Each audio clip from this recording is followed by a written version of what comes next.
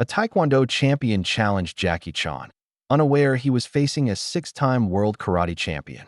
The cocky young fighter struts into a community center, mocking the elderly janitor's fake kung fu while filming for his millions of followers. The champion kicks over an 82-year-old woman, then points at the old maintenance man mopping floors, offering $10,000 to anyone who can last one round with him. But this humble janitor with the gentle smile isn't just any maintenance worker. This is Jackie Chan himself. The punk has no idea he just challenged a living legend who spent 70 years perfecting the art of destroying arrogance with a mop bucket. While the young champion showboats for cameras, the martial arts icon continues cleaning, each movement a disguised deadly technique. The crowd gasps as they realize their beloved Mr. J has been teaching them real combat skills all along. The champion's face drains white as someone shouts the janitor's true identity, but it's too late to back down now. What happens when modern MMA meets old-school mastery? Can the champion survive learning why some legends choose anonymity? Will the young fighter walk out of the ring or be carried out? What happened next would haunt the punk for the rest of his pathetic existence. Before we jump back and tell us where you're tuning in from, and if this story touches you, make sure you're subscribed, because tomorrow I've saved something extra special for you. The morning fog clung to the West Side Community Center like a gray blanket as Jackie Chan's Honda Civic rolled into the empty parking lot. The dashboard clock read 5:58 a.m., giving him exactly 2 minutes before his workday officially began. He sat for a moment, sipping green tea from a thermos, watching the familiar building emerge from the mist. At precisely 6 a.m., he stepped out, his maintenance uniform crisp despite its age. The name, J, was embroidered over the pocket in simple blue thread. He moved with purpose to the supply closet, gathering his tools for the morning routine that had become as natural as breathing over the past 5 years. The basketball hoop in the main court had been hanging crooked for 3 days now. Jackie positioned his ladder with mathematical precision, then climbed with an unusual grace that would have seemed odd to anyone watching closely. Balancing on one foot at the top, he worked on the mounting bracket, his movements economical and precise. "Morning, Mr. J." Rosa Martinez's voice carried across the gymnasium. The 82-year-old was always first to arrive for Tai Chi, her ornate wooden cane tapping a steady rhythm on the polished floor. "Good morning, Mrs. Martinez." Jackie descended the ladder with the same fluid motion he'd used to climb it. "How is your hip today?" "Oh, you know, good days and bad days." She settled onto a bench, watching him work. "That's a funny way to stand on a ladder." Jackie smiled, collecting his tools. "Old habit. From previous job." By 7 a.m., the senior center filled with familiar faces. Jackie led them through their morning Tai Chi routine, demonstrating each movement with careful attention to detail. When Henry Park struggled with the white crane spreads wings position, Jackie adjusted his stance with gentle hands. "Like this, Mr. Park. Weight on back foot, arms flow like water." What the class didn't realize was that every correction, every adjustment, was teaching them something more than balance and flexibility. The stance Henry was learning could deflect an attacker. Rose's cane movements were defensive strikes disguised as exercise.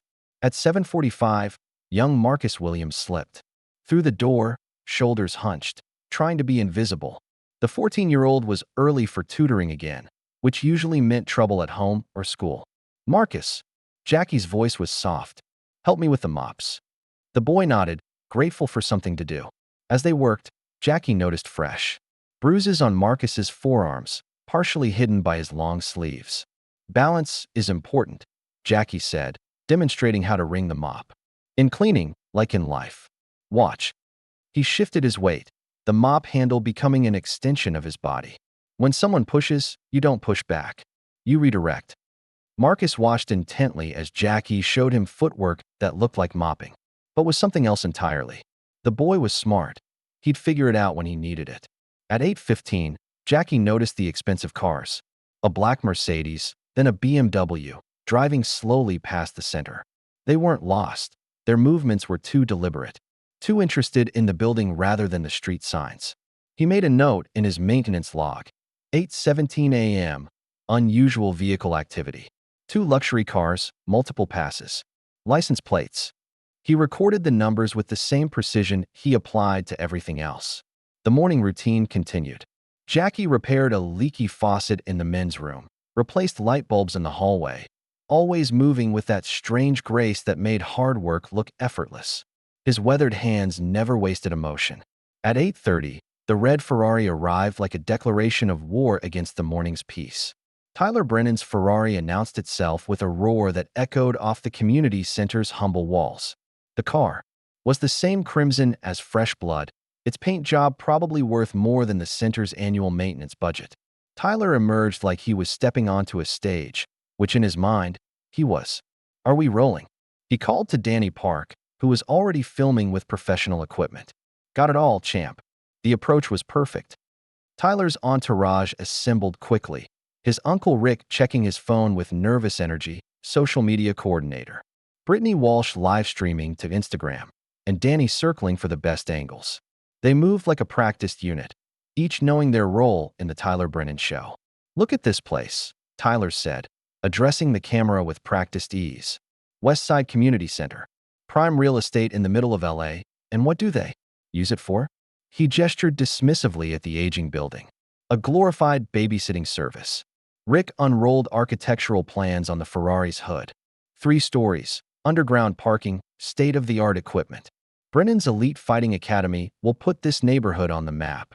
Tyler nodded, his designer training gear pristine in the morning light. We're talking about replacing yesterday with tomorrow. Out with the old, in with the gold, baby. They entered through the main doors like conquistadors claiming new territory. Tyler's nose wrinkled at the smell of industrial cleaner and old wood. His eyes swept the modest facilities with undisguised contempt. Danny, you getting this? Look at this equipment. He kicked a worn exercise mat. Probably older than my parents. And they call this fitness? In the main room, the Tai Chi class was finishing their routine. Tyler stopped, a smirk spreading across his face. Oh, this is perfect. Danny, zoom in on the slow-motion brigade. The elderly participants moved through their forms with quiet dignity, unaware they were being mocked for content. Tyler provided running commentary, each word dripping with condescension. Ladies and gentlemen, this is what passes for martial arts here. If you move any slower, you'll be going backwards. He laughed at his own joke. This is why traditional martial arts are dead. You see this in the UFC? In real fighting? Jackie continued mopping nearby, his bucket creating small puddles that reflected the overhead lights. He appeared absorbed in his work, but his eyes tracked everything. Seriously, Tyler continued, warming to his theme. My grandmother moves faster than this, and she's been dead for 2 years. Brittany giggled behind the camera. This is exactly why places like this need to make way for actual training facilities. He began demonstrating real techniques, his kicks whistling through the air. This is a spinning heel kick. Notice the speed, the power. His foot swept in a perfect arc. You can't defend against what you can't see coming. The space between Tyler and the Tai Chi class shrank with each demonstration. The elderly students began moving away, but Tyler followed, lost in his performance. And this is a tornado kick, something that takes actual athletic ability. He launched himself into the air, spinning with impressive control. Try this with your little arm waves. Jackie set his mop against the wall, his movement deliberate but unhurried. Something in his posture had changed, though only the most. Observant would notice. Where before he'd been invisible, now he was simply waiting. Mr. Brennan. Ellen Rodriguez emerged from her office, her professional demeanor masking her anger. This is a community center, not a film set. These people are our members, not your props. Tyler barely glanced at her. Don't worry, lady. Once we buy this place, they can find somewhere else to wave their arms around. Maybe a cemetery. The movement speed would match better. Rick touched Tyler's shoulder. We should discuss the purchase details in private. In a minute, Uncle Rick. I'm educating these people about what real martial arts looks like in 2025. He moved even closer to the Tai Chi class, his next demonstration building in intensity. The elderly students pressed together, Rosa Martinez at their center, her hands tied on her cane. Watch this, Tyler announced. This is what we call a combat application. The kick that followed was beautiful in its technical execution and ugly in its carelessness. Tyler's legs swept through the air in a perfect arc, The technique flawless, the timing terrible. His heel caught Rosa Martinez's cane just below the handle, sending it spinning from her grasp. The 82-year-old woman stumbled, her arms windmilling, as she fought for balance on legs that had carried her through 8 decades of struggle and joy. Jackie moved. There was no thought in it, no decision, just the instant transition from stillness to motion that comes from a lifetime of training. His mop clattered forgotten to the floor as he crossed the distance in 3 swift strides, catching Rosa before her knees could hit the hardwood. "I got you, Mrs. Martinez," he said softly, supporting her weight with surprising strength. His hands were gentle but sure as he guided her to a nearby bench. Tyler stood frozen, his legs still extended, as if his brain couldn't quite process what had happened. The cameras kept rolling, capturing his transition from cocky performer to confused young man. "Oh, hey, she's fine, right?" Tyler lowered his leg, attempting to salvage his bravado. "Maybe if she moved a little faster." "Perhaps," Jackie said, still focused on Rosa. "Young man should apologize when he knocks down elderly woman." His English carried the careful pronunciation of someone who'd learned it as a second language, though the slight exaggeration would only be noticed by those who knew better. Tyler's confusion morphed into irritation. Who was this janitor to lecture him? "Listen, pal, it was an accident. Besides, what's she doing in a martial arts demonstration area if she can't handle? This is Tai Chi class area." Jackie's voice remained calm as he checked Rosa's wrist for injury. "You are guest, uninvited guest." The other seniors had gathered around Rosa, speaking in a mixture of languages, Spanish, Cantonese, Korean, English, all expressing the same concern and outrage. Jim Bradley, the Vietnam veteran, stepped forward, his jaw set. "You need to apologize to the lady, son." Tyler's face flushed. The cameras were still rolling, his followers watching. He couldn't back down now. "Or what, Grandpa? You'll bore me to death with war stories?" Jackie placed a gentle hand on Jim's arm, a gesture that somehow defused the veteran's building anger. "Is okay, Mr. Bradley." Young man is confused. Thinks.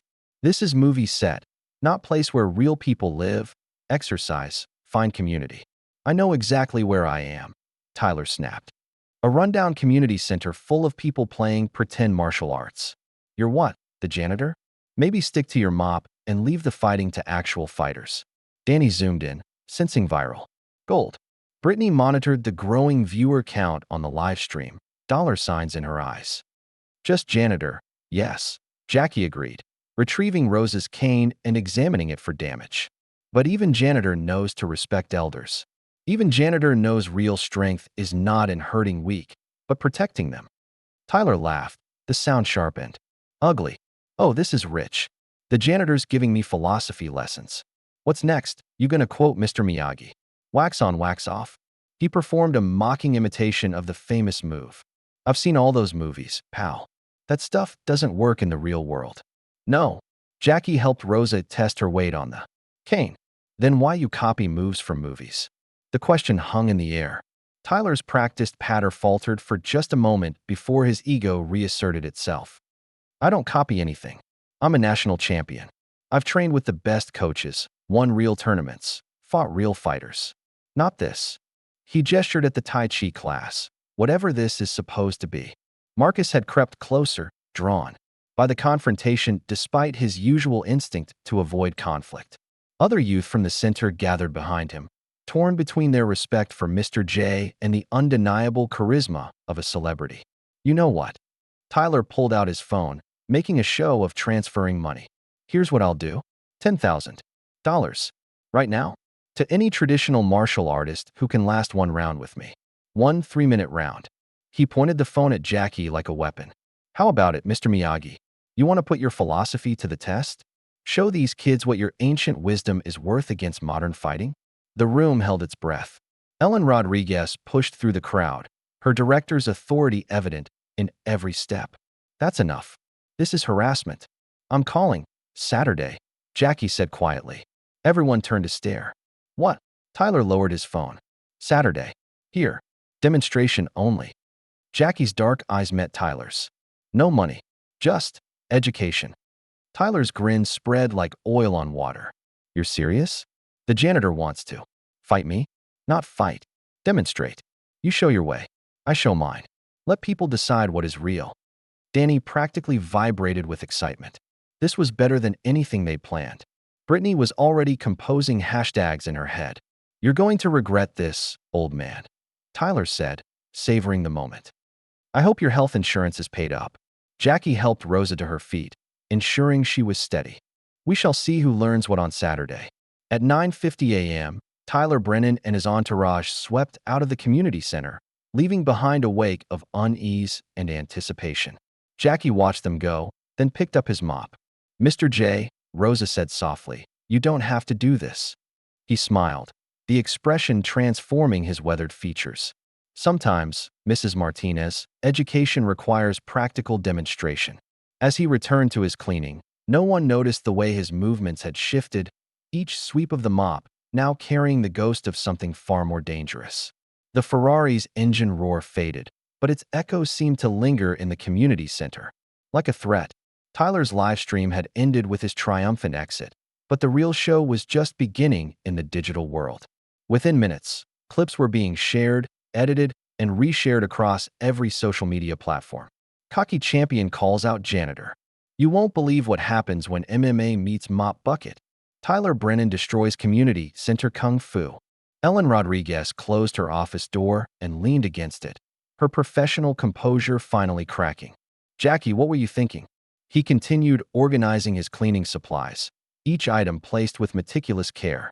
I was thinking about Marcus, about the other children who watch. What lesson they learn if I say nothing? The lesson that lawsuits are expensive? That our insurance doesn't cover vigilante justice? Not vigilante. Jackie tested the mop handle's weight. Absently. Just old man accepting young man's invitation to dance.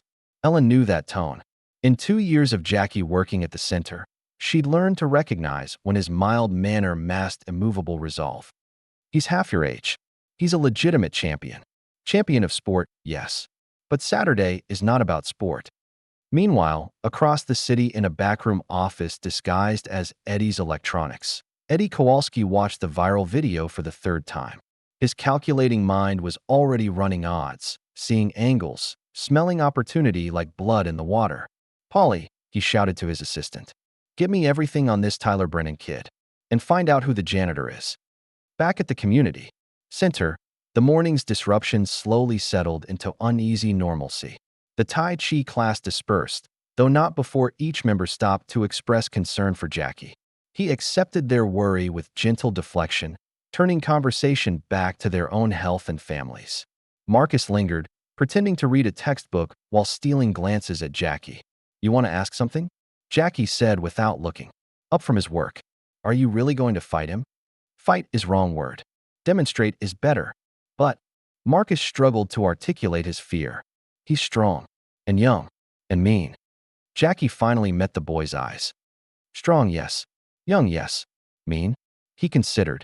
No, not mean. Confused. Thinks strength is for showing off, not for serving. Saturday, maybe he learns different. What if he hurts you? The question hung between them, heavy with the weight of a child who'd seen too many good people hurt by those with power. Then he hurts me, Jackie said simply. But what if he doesn't? What if instead he learns? What if you learn? What if everyone watching learns that real strength comes not from muscle but from? He tapped his chest, then his head, here, and here. By noon, Eddie Kowalski had made 17 phone calls. The betting lines were already forming in the underground network that connected bookies from LA to Las Vegas to Atlantic City. Tyler Brennan, national champion, versus unknown janitor. The odds were laughable, 50-1 against the old man. Beautiful, Eddie muttered, authorizing the bets. Absolutely beautiful. His phone buzzed. The name on the screen made his hands sweat. Victor Volkov. Mr. Volkov, Eddie answered, trying to keep his voice steady. I understand there's to be an interesting event at the West Side Community Center this Saturday. The Russian accent was cultured but carried an undertone. That made Eddie's skin crawl. Yes, sir. Some viral fighting thing. The betting action is all ready. I'm not calling about the betting, Edward. I'm calling about the location.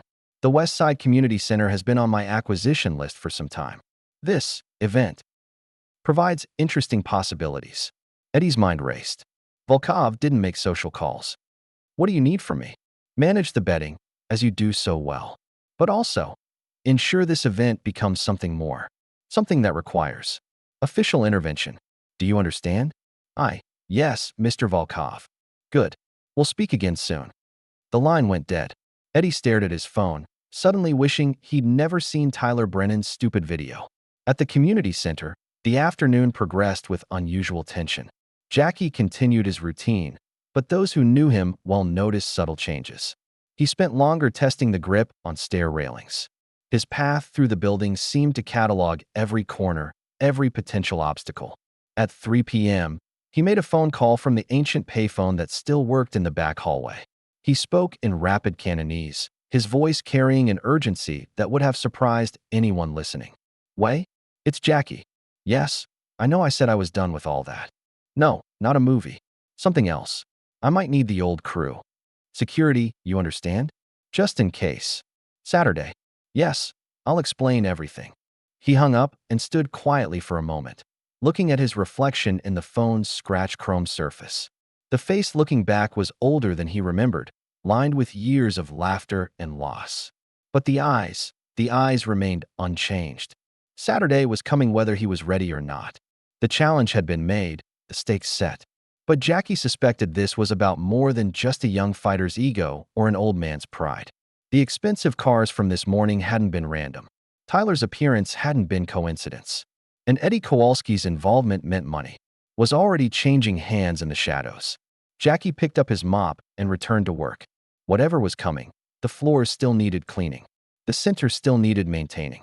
And perhaps, before Saturday arrived, a few more lessons needed teaching. Wednesday morning arrived with the West Side Community Center buzzing with unusual energy. News of Saturday's event had spread through the neighborhood like wildfire. Conversations stopped when Jackie entered rooms. Children pointed and whispered, and even the morning Tai Chi class moved with new intensity. Tyler Brennan's Instagram stories showed him at Apex Athletics, his high-tech training facility. Each post was carefully crafted mockery. Day one of getting ready to school the janitor, he narrated while pummeling a heavy bag. Though honestly, what's there to prepare for? Dodging mop buckets? The bag exploded under a devastating roundhouse kick. That's what happens when fake martial arts meets real power. His uncle Rick stood nearby, texting Eddie Kowalski furiously. Kids drawing huge attention. Odds still good. Eddie's replies came quickly, 50-1 against the janitor, taking bets from everywhere. At the community center, Jackie maintained his routine but with subtle differences. During Tai Chi, his movements were slower, more precise, ensuring every student understood the weight distribution. "Mrs. Martinez," he said, adjusting her stance. "Remember, soft can defeat hard if timing is right." She met his eyes knowingly, like water wearing down stone. Exactly like that. After class, Jackie stayed late in the maintenance room, moving through the space in darkness. His hands traced walls, memorizing distances. His feet found every squeaky board, every uneven surface. He wasn't just learning the room. He was programming it into muscle memory. Thursday brought media attention. Local news vans appeared, reporters eager to cover the viral sensation. Tyler gave interviews outside his gym, championship belt draped over his shoulder. "It's really about respect," he told a blonde reporter. "This old guy disrespected modern martial arts. I'm just giving him a chance to back up his talk. Aren't you worried about hurting him?" Tyler's laugh was calculated. "I'm more worried about him throwing out his back, trying to bow." At the community center, reporters found Jackie less accommodating. He politely declined interviews, continuing his work despite cameras following him. "Mr. Chun, why did you accept the challenge?" Jackie paused in his sweeping. "Someone makes mess. Janitor cleans up. It's simple." That evening, Eddie Kowalski's betting operation had gone national. Underground gambling sites listed the event with shifting odds. "Romantics," Eddie muttered, watching small bets trickle in for the janitor. Betting with their hearts instead of their heads. His phone rang. Volkov's voice was cold. "The preparations?" "In place, Mr. Volkov. My guys will be there with the equipment." "And after?" Eddie swallowed. "After, the community center will need new leadership. The kind that understands property values." Friday morning, Jackie taught his youth self-defense. Class with special focus. Marcus, he called the boy forward. Show everyone the balance exercise. Marcus demonstrated the stance Jackie had taught him while mopping. When Jackie gently pushed his shoulder, the boy flowed with the force perfectly. You see? Not about being stronger than push. About using push for your purpose. That night, Jackie remained at the center long after closing. Security cameras captured him moving through empty rooms, but couldn't show the precision of his movements. In darkness, he flowed from space to space, every obstacle mapped, every angle calculated. Saturday was coming. The stage was set, and forces beyond a simple challenge were aligning. Chapter 6. Friday evening painted Los Angeles in shades of orange and shadow as three distinct preparations unfolded across the city. At Apex Athletics, Tyler Brennan's training had evolved into pure spectacle. His social media team documented every moment as he shattered boards and sent sparring partners flying. Tomorrow isn't just about beating some delusional janitor, Tyler addressed his camera. It's about proving that traditional martial arts belong in museums, not in modern combat. He launched into a flying kick that would have decapitated anyone in its path. Rick Brennan watched from the office, his phone burning hot from constant texts to Eddie Kowalski. Confirmed 10 a.m. start. Your people ready? Eddie's responses were terse. Everything's set. Just make sure the kid doesn't finish him too quick. Need at least 30 minutes for maximum effect. At the community center, Jackie moved through his evening routine with meditative focus. Testing the basketball hoop's stability became an assessment of its weight-bearing capacity. Mopping the floors mapped every slick spot. Even emptying trash bins became reconnaissance, noting which were bolted down and which could move. Ellen Rodriguez found him adjusting folding chairs in the main room. You're not just cleaning, are you? Jackie aligned another chair precisely. Preparation is part of maintenance. Tomorrow, many people come. Must ensure safety. Jackie. She started, then stopped. His calm demeanor made persuasion pointless. Just be careful. Always careful, Ms. Rodriguez. Is why I still here after 70 years. In Chinatown, Wei Luan packed a duffel bag with items that seemed innocuous separately, but together told a different story. Rope, first aid supplies, smoke pellets from old movie productions. He made phone calls in rapid Cantonese, rousing his former stunt team. Not for a film. Yes, real trouble. Jackie needs us. Bring the others. Across the city, Viktor Volkov stood in his penthouse office, studying architectural blueprints. The West Side Community Center lot was outlined. In red, casino floor plans overlaid. 24 hours, Dmitri, he told his son.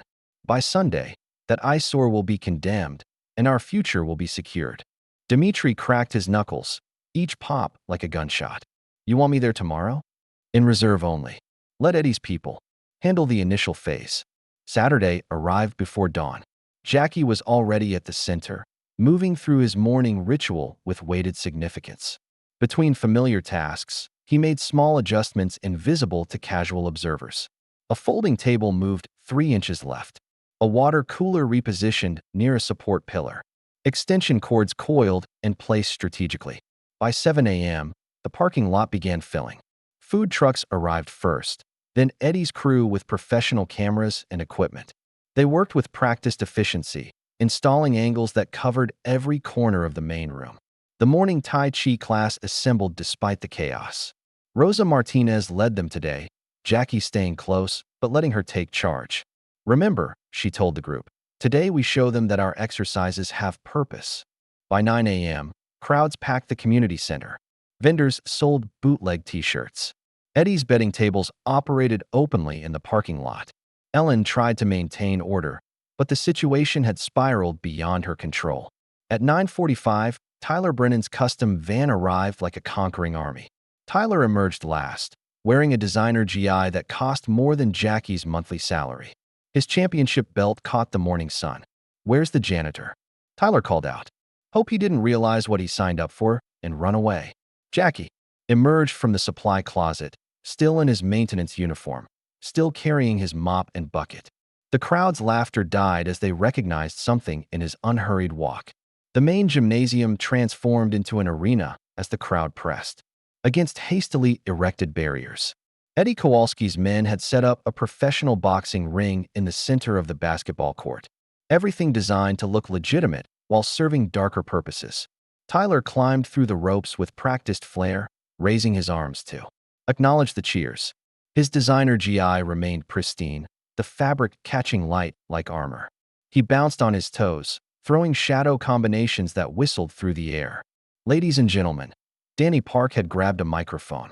In the red corner, wearing the championship belt, Tyler, the Tornado Brennan. The crowd erupted.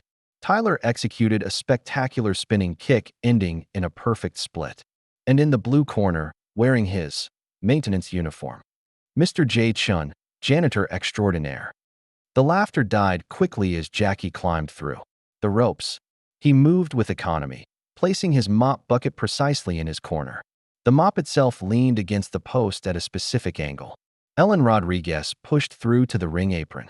"Jackie, you don't have to. Is okay, Ms. Rodriguez. Please watch the children. Keep them safe." "So how's this going to work, old man?" Tyler called across the ring. 3-minute rounds? Or do you need a nap break every 30 seconds? The referee stepped between them.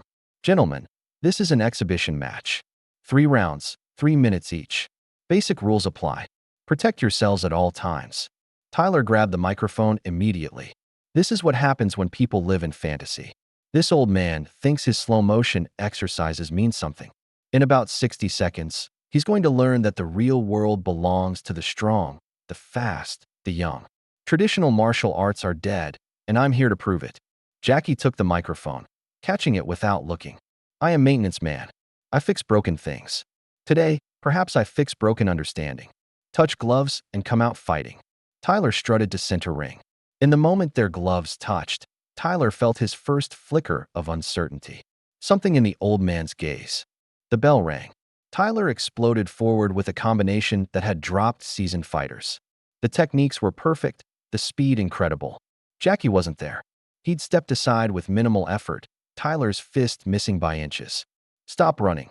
Tyler attacked again with a flying knee that could shatter ribs. Jackie pivoted, using his mop like a staff to redirect Tyler's momentum. The champion flew past, stumbling but recovering with athletic grace. Tyler's frustration built as Jackie continued to evade. Each movement looked accidental but achieved perfect results. The old man seemed to stumble at just the right moment, lean the wrong way that became the right way. "Fight me," Tyler roared, launching his signature tornado kick. Time slowed. Jackie dropped his mop, catching Tyler's ankle mid-spin. For a moment, Tyler hung suspended, shock on his face as Jackie held him effortlessly. Then Jackie spun him, gently, like a parent playing with a child. Tyler rotated 720 degrees before Jackie set him down on the canvas with delicate care. The gymnasium fell silent. "Oh my God," a teenager shouted. "I found him. Jay Chun, Jckiechan. This is Jackie Chan." The revelation rippled through the crowd like electricity. Tyler's face went pale. He'd challenged Jackie Chan. He'd mocked Jackie Chan. "I am not just maintenance man," Jackie said quietly. "I am Jackie Chan's 6-time world karate champion. You wish to continue?" At 10:10 a.m., as Tyler began to stammer an apology, the main doors burst open. 20 armed men flooded in. "Nobody moves. Nobody leaves." Eddie Kowalski shouted as his armed men secured every exit. The celebration turned to screams as parents grabbed children and elderly huddled together in terror. Viktor Volkov entered at 10:15, moving through the chaos like a shark through water. His expensive suit remained perfectly pressed despite the violence. His cold eyes surveyed his newly acquired kingdom. "Ladies and gentlemen, please remain calm. Think of this as extended entertainment." He looked directly at Jackie. "Mr. Chan, what an unexpected pleasure. I'm afraid your demonstration has just become something far more interesting." Volkov commanded the center of the ring like a general. $50 million. That is what has been wagered globally on this fight. Money from Tokyo to Moscow. The odds, of course, heavily favor young Mr. Brennan. Tyler remained frozen, his championship belt feeling like a costume prop against the reality of armed criminals. His mind struggled to process the shift from viral stunt to life-threatening situation. When such sums are involved, we cannot allow irregularities. The fight must continue. It must last precisely 1 hour to satisfy our international clients. No more, no less. Jackie observed everything. Guard positions, terrified crowds, angles Volkov's men avoided. His mind calculated scenarios while his face remained calm. If you refuse, Mr. Chan, or if young Tyler surrenders too quickly. Volkov gestured toward the crowd. We begin with the elderly. They move slowly, easy to catch. Rosa Martinez straightened despite her fear. The Tai Chi class drew closer together, their morning exercises suddenly relevant in ways they'd never imagined. Ellen Rodriguez was dragged forward by two men. Volkov produced official documents from his jacket. Ms. Rodriguez will sign these papers transferring the community center to my holdings. A generous donation to combat the unfortunate violence that erupted during an illegal fighting event. This was all planned, Ellen said. The viral video, Tyler's challenge, duh, of course. Though discovering Mr. Chan's presence is an unexpected bonus. The famous Jackie Chan, killed in gang violence at a community center? Such tragedy will certainly expedite the property transfer. Eddie managed the betting operation from a laptop, sweat beading on his forehead. The numbers scrolled past, millions in wagers dependent on the next 50 minutes. 5-minute break between rounds, Eddie announced nervously. Got to make. It looked legitimate for the feeds. During the break, Jackie approached Tyler in the ring. The young fighter was trembling, his arrogance replaced by naked fear. I'm sorry, Tyler whispered. I didn't know. My uncle said it was just publicity. Shoo. You want to be real champion? Then help me protect these people. We fight together. But how? They have guns. Just two martial artists in ring wear. Guns cannot go without ruining show. You know stage fighting? We make beautiful fight. So beautiful that guards watch us, not crowd. Meanwhile, Rosa caught Jackie's eye. He performed a subtle hand movement from their morning routine. She recognized it immediately, passing the signal to others. Preparation disguised as nervous fidgeting spread through the elderly students. Ellen, held near Volkov, shifted her weight into FBI defensive positioning. She caught Jackie's glance and tapped her watch. Help was coming, but they needed time. Round 2, the referee called. This time when Jackie and Tyler touched gloves, it was with genuine respect and shared purpose. The bell rang. What followed looked like spectacular combat, but was perfectly choreographed war. Each technique that missed its target hit something else. Guards leaning too close, weapons knocked from loose grips, barriers shifted to create gaps. Dmitry, Volkov barked. Prepare yourself. From the shadows stepped Dmitry Volkov, 6'5", and 280 pounds of conditioned violence. Where Tyler was athletic, Dmitry was brutal. After this round, Volkov announced, my son will join the demonstration. To ensure proper motivation. $50 million, Volkov repeated, his voice cutting through the gymnasium's chaos. That is the stake, Mr. Chan. Not just money, reputation, power, control. The entire Pacific Rim gambling syndicate watches through these cameras. He gestured to Eddie's elaborate setup, cameras capturing every angle. The live feed streamed to betting parlors from Macau to Manila, where fortunes changed hands with each landed blow. Jackie stood in his corner, analyzing the new dynamics. 20 armed men, strategically positioned. Exits blocked. Hundreds of hostages, including children from the after-school program. His weathered hands gripped the ring ropes, feeling their tension, gauging their strength. The rules are simple, Volkov continued. You and Mr. Brennan will fight for exactly 1 hour. Believable combat, sufficient drama to justify the odds. If you refuse, or if the fight ends too quickly. He nodded toward his men, who shifted their weapons meaningfully. Ellen Rodriguez struggled against her captors. You can't do this. The FBI, what? Volkov smiled coldly. We'll storm a building full of children? Create a bloodbath? Over a sporting event gone wrong. He produced the property transfer documents. No, Ms. Rodriguez. You will sign these papers, citing unsafe conditions requiring immediate sale. My generous offer will save the city from liability. Tyler stood frozen in his corner, the magnitude of his involvement crashing down. His uncle, Rick, had disappeared into Eddie's operation room, counting money while his nephew faced death. Mr. Brennan, Volkov addressed Tyler with mock courtesy. You wanted to prove traditional martial arts are dead. Here's your chance. Beat the legendary Jackie Chan, or watch your failure cost innocent lives. Jackie caught Tyler's panicked eyes, projecting calm. During their brief exchange in the break, he'd planted seeds of a plan. Now those seeds needed to bloom despite the armed garden surrounding them. Eddie Kowalski monitored the betting action, his laptop showing cascading numbers. 30 minutes until optimal payout window, he reported. Keep it dramatic but controlled. The crowd had separated into distinct groups. Parents shielded children. In the far corner, the Tai Chi class maintained their formation near the ring, Rosa Martinez at their center. Her weathered hands gripped her cane, knuckles white but stance ready. Marcus Williams and the youth group huddled near the equipment closet, the same closet where Jackie had taught them balance exercises that were anything but. They watched their mentor with desperate hope. You should know, Volkov said conversationally, that even if help arrives, I've prepared contingencies. This building is older than it looks. Structural weaknesses, gas lines that could rupture. Such tragedy if a rescue attempt caused a collapse.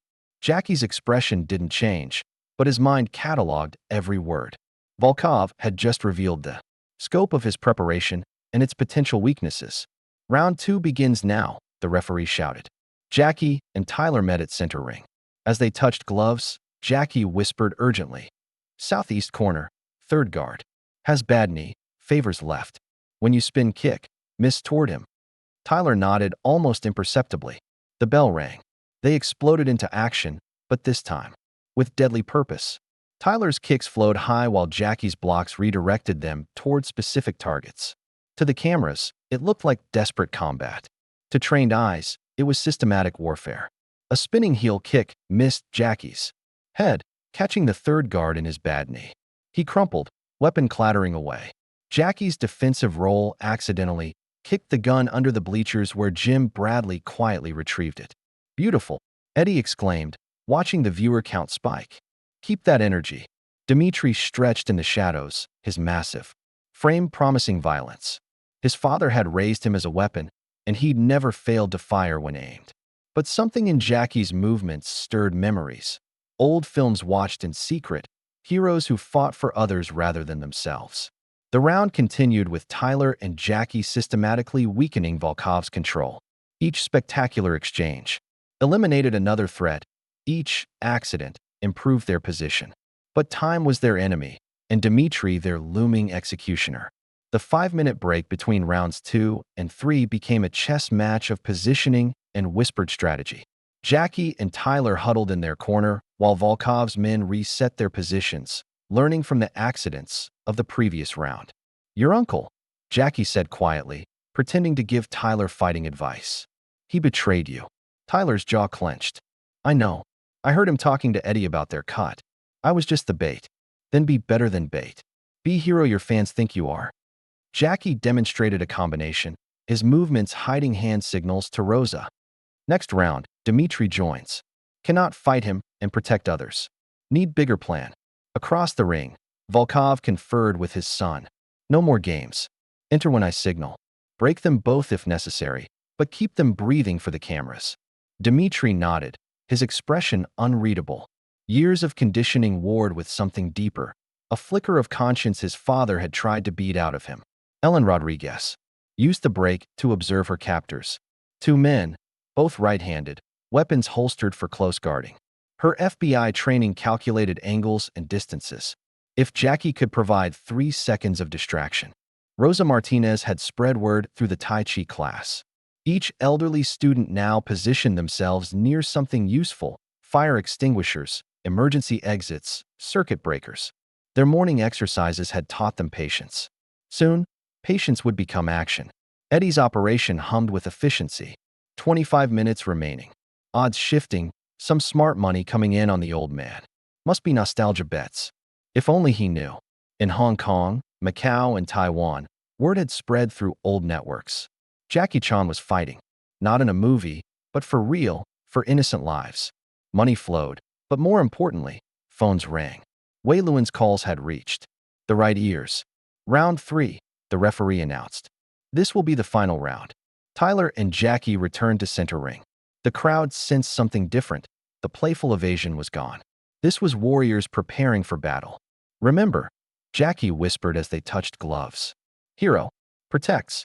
Villain destroys. Choose. The bell rang. Tyler came forward with renewed purpose, his technique sharper but still choreographed. Each strike Jackie deflected sent objects flying into the crowd, water bottles to the elderly, who caught them with surprising skill. Metal buckets rolled toward the youth group. Every prop a potential weapon, distributed under cover of combat. Dmitri, Volkov barked. The giant entered the ring by stepping over the ropes, his size dwarfing even Tyler's athletic frame.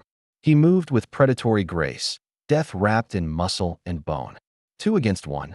Tyler protested. That's not. Dimitri's backhand sent Tyler flying into the ropes. No ceremony, no warning, just violence. Jackie moved to protect Tyler, but Dmitri was already on him. The first punch, Jackie dodged. The second he deflected. The third caught his ribs with the sound of a baseball bat hitting meat. The crowd gasped as Jackie staggered. This wasn't choreography. This was brutality. Mr. J, Marcus shouted, starting forward. Jim Bradley caught him, whispering urgently. Not yet. Wait for the signal. Dmitri advanced like an avalanche. Jackie gave ground, each step calculated. He needed to position Dmitri correctly, needed Tyler to recover, needed his students to be ready. A massive overhand right descended toward Jackie's head.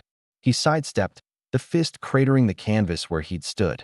In the moment Dmitri was overextended, Jackie struck, not at Dmitri, but at the ring post, his palm hitting with specific force. The impact rang out like a bell. To observers, it looked like desperation. To his students, it was the signal they'd waited for. Rosa Martinez's cane hooked the nearest guard's ankle. Henry Park threw his prescription bottle contents, not pills, but pepper powder Jackie had provided weeks ago. The Tai Chi class moved as one, soft-style martial arts suddenly very hard. Chaos erupted, but Dmitri kept coming. Jackie was running out of ring, out of tricks, and out of time. That's when Tyler Brennan made his choice. Rising from the ropes, blood on his lips, but determination in his eyes, the young champion charged, not at Jackie, but at Dmitri. Hey, Tyler shouted. Pick on someone your own age. Tyler's flying kick caught Dmitri in the solar plexus, more surprise than damage. The giant barely moved, but his eyes widened. No one had willingly attacked him in years. They only defended. Or ran. This boy was choosing to fight. Brave, Dmitri rumbled, his voice like grinding stone. Stupid, but brave. He swatted Tyler aside like a gnat, but Jackie used the distraction to strike at pressure points. Quick, precise hits that would have dropped a normal man. Dmitri only grunted, his conditioning too deep, his pain tolerance inhuman. Around the ring, Rose's Tai Chi revolution bloomed into full combat. Elderly students used walkers as weapons, canes as staffs, and decades of practice as their guide. Guards fell to techniques they dismissed as old people exercise. Stop them, Volkov roared, but his men were in disarray. Half were down, others tangled with surprisingly capable seniors. Eddie Kowalski watched his carefully orchestrated event collapse. The feeds. Keep the cameras on the ring. The bets. His laptop showed millions in limbo as viewers worldwide watched Jackie Chan fight for real. In the ring, Jackie and Tyler had found rhythm. When Dmitri lunged for Jackie, Tyler's kicks targeted his knees. When he turned on Tyler, Jackie struck at kidneys and ribs. They moved like dancing partners with death as their song. Why do you fight for them? Dmitri asked between attacks. These people mean nothing to you. Wrong. Jackie panted, dodging a haymaker. 5 years, I cleaned their home. Know their names, their stories. They are not nothing. They are everything. The words hit Dmitri harder than any punch. When had anyone fought for him? When had anyone seen him as more than a weapon? Ellen Rodriguez chose her moment. With guards distracted by the elderly uprising, she twisted free using FBI close combat training. Her elbow found one captor's throat, her knee the other's groin. In seconds, she had a weapon. FBI. Nobody move. But her authority meant nothing in this chaos. Volkov pulled his own gun, pointing it at the nearest group of children. Enough. Stop, or I start shooting. Dmitri, finish them. The gymnasium froze. Parents shielded children. The elderly fighters paused mid-strike. In the ring, Jackie and Tyler stood bloodied but unbroken. Dmitri looked at his father, then at Jackie, then at the terrified children. His whole life had been violence on command. But the old man's words echoed. They are everything. Dmitri. Volkov's voice cracked with rage. Obey. The giant son took a step toward Jackie and Tyler. They prepared for the final assault. Then Dmitri did something unprecedented. He turned around. No, father. No more. The betrayal hit Volkov like a physical blow. His own son, his created weapon, defying him. Then you die with them. Volkov's finger tightened on the trigger. Three things happened simultaneously. Jackie's mop, forgotten in the corner, sailed through the air like a spear, striking Volkov's gun hand. Ellen's weapon barked, the shot precisely placed to wound, not kill. And from the skylights, shadows dropped. Wei Luin and his Hong Kong stunt team, arriving like cavalry from the heavens. Sorry we're late. Wei called out cheerfully, landing with a roll despite his 68 years. Traffic was murder. 7 legendary stuntmen spread through the gymnasium, each moving with the fluid grace of careers spent defying physics. They engaged the remaining guards with techniques that blended combat and comedy, serious strikes hidden in slapstick sequences. Volkov clutched his wounded hand, the gun spinning away. His empire crumbled in real time as Eddie's laptop showed betting sites freezing accounts, investigators already tracing money trails. It's over, Ellen announced, her FBI authority backed by the weapon and arriving sirens. Everyone freeze. Means everyone. But the fight wasn't finished. Volkov, desperate and cornered, pulled something from his pocket, a small device with a single red button. You think you've won? Blood dripped from his hand as he held the detonator high. This building is wired. Everyone dies unless I walk out of here. The hope that had bloomed withered into despair. Even with heroes surrounding them, even with evil defeated, one button could end everything. Jackie looked at Tyler, at Dmitri, at his students and friends. Then he did what he'd always done. He started walking toward Volkov, empty hands raised, that familiar smile on his bloodied face. Mr. Chan, Volkov warned, raising the detonator higher. Another step, and everyone burns. Jackie continued forward, his gait unhurried despite bruised ribs and exhausted muscles. You know, in my movies, villain always has big weapon at end. Nuclear bomb, poison gas, something dramatic. He gestured around the damaged gymnasium. But this is not movie. Exactly why you should stop moving. Volkov's thumb hovered over the button. No, is why I keep moving. Jackie's voice carried the warmth that had comforted children and elderly for 5 years. In movie, I do big. Stunt, impossible flip, defeat bomb. But here, I am just maintenance man who knows this building. Tyler watched from the ring, understanding dawning. During all those late nights, Jackie hadn't just been cleaning. He'd been learning every pipe, every wire, every structural detail. You think I not notice your men working yesterday? Think I not see where they go, what they carry? Jackie shook his head sadly. 40 years making movies with explosions. I know real bomb from fake. Volkov's eyes widened. You're bluffing. Maybe. Push button and see. Jackie stood 3 feet away now, close enough to see sweat beading on Volkov's forehead. Or maybe your friend Eddie bought cheap materials, kept profit. Maybe your bombs are like his courage, not very reliable. Eddie Kowalski, pressed against a wall with Wei Luin's cheerful knife at his throat, went pale. I would never. I mean, the devices are completely fake, Ellen Rodriguez announced, reading from her phone. FBI bomb squad confirmed it 3 minutes ago. Construction putty and blinking lights. Eddie skimmed the explosives budget. The detonator slipped from Volkov's nerveless fingers. His empire, built on fear and force, crumbled with the revelation that his own greed had betrayed him. Though, Jackie added conversationally, 2 real bombs in basement. My friend Wei disabled them during fight. Very dangerous, could have hurt boiler system. Dmitri spoke for the first time since defying his father. You knew? This whole time? Suspected, but had to be sure, had to protect everyone until help arrived. Jackie turned to the crowd. Is why I accept challenge. Not for pride or proving anything. Because keeping you safe is what maintenance man does. Volkov lunged desperately, pulling a knife from his suit. The blade flashed toward Jackie's throat and stopped, caught between 2 fingers like chopsticks holding a noodle. Please, Jackie sighed. Is very cliché. He twisted slightly, and Volkov spun through the air, landing flat on his back. Ellen was there with handcuffs before he could rise. The gymnasium erupted in celebration.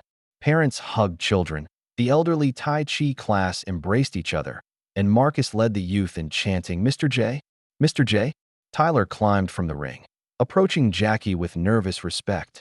"I'm sorry. For everything. The disrespect, the arrogance, my uncle using me. You fought to protect innocent people," Jackie interrupted. "That makes you true. Champion. Rest is just lessons to learn. Will you teach me? Real martial arts, not just sport?" Jackie smiled, that famous grin despite split lips. "First lesson, help clean up. Gym is very messy." As FBI agents processed arrests and paramedics treated injuries, the community center family began setting rights what violence had disturbed. Tyler grabbed a mop, working alongside the man he'd mocked. Dimitri, in custody but cooperative, watched with something like wonder. People choosing to help each other without threat or payment. "Hey, Jackie," Wei Luan called out. "Next time you need help, maybe call before the fighting starts? Where's fun in that?" Jackie replied, then winced as his ribs reminded him of Dimitri's punches. Ellen Rodriguez surveyed her damaged but intact. "Center. We'll need massive repairs. The city will probably already handled," Tyler announced, pulling out his phone. "Just posted the full video. Real story, not Eddie's edit. Started a fundraiser. We're already at 200,000. Turns out people like seeing heroes win." Rosa Martinez approached with her cane, somehow unruffled despite the chaos. "Mr. Chan, tomorrow is Sunday. Still having morning Tai Chi?" "Of course. But maybe we skip the combat applications for a while." She smiled. "Oh, I don't know. I think we did pretty well for beginners." As the sun set over Los Angeles, the West Side Community Center stood battered but unbroken. Evil had come calling with money and violence, but found something stronger, a community that protected its own, led by a maintenance man who understood that real strength came from service. Jackie Chan looked around at his chosen family, then picked up his bucket. The floors still needed mopping, after all. Heroes never really finished their work. Dimitri entered the ring like death incarnate, his massive frame making the canvas sag. His first punch split the air where Jackie's head had been, the force ruffling hair. "You move well for someone so old," Dimitri observed with professional detachment. Jackie circled carefully, reading Dimitri's perfect stance. This wasn't sport or theater. This was a killer shaped by decades of cruelty. Tyler struggled up from where Dimitri's backhand had sent him, blood dripping from his nose. "Get up, Tyler!" Marcus Williams shouted from the crowd. "Mr. J needs help." Dimitri charged with shocking speed. Jackie rolled under, but Dimitri adjusted. Mid-motion, his knee catching Jackie's shoulder. The impact sent him tumbling, real pain flashing across weathered features. "Keep it on the ring." Eddie typed frantically. "The international feeds can't cut away." In Hong Kong, a betting parlor fell silent as old men recognized reality. One dialed an ancient number. "Waylon, your brother needs help. Now." "Father taught me by making me watch your films," Dimitri said conversationally while throwing concrete shattering combinations. "Every move, every pattern. I know how you think." Jackie dodged desperately, age finally showing. A crushing right grazed his ribs like lightning. That's when Tyler chose, pushing up, wiping blood away. His uncle had sold him out, but maybe he could choose better. "Hey, ugly," Tyler shouted. "You hit like my grandmother." Dimitri paused, puzzled. Jackie used that second to strike the ring post with specific force, creating resonance through metal. Rosa Martinez heard the signal. Her cane swept the nearest guard's ankle.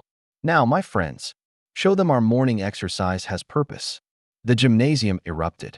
Elderly students moved with surprising coordination, soft techniques becoming hard reality. Guards who dismissed them felt canes crack against weapon hands. But Dimitri hadn't noticed. His focus remained absolute, programming too deep. He advanced with mechanical precision, each step measured for devastation. Dimitri's hand closed around Jackie's throat, lifting him easily. "Father says make it last, but quick as kinder." As darkness crept into Jackie's vision, Tyler struck desperately at Dimitri's back. Through blurring sight, Jackie saw his community. Rosa leading fighters, Ellen revealing FBI training, Marcus protecting children. They weren't nothing. They were everything.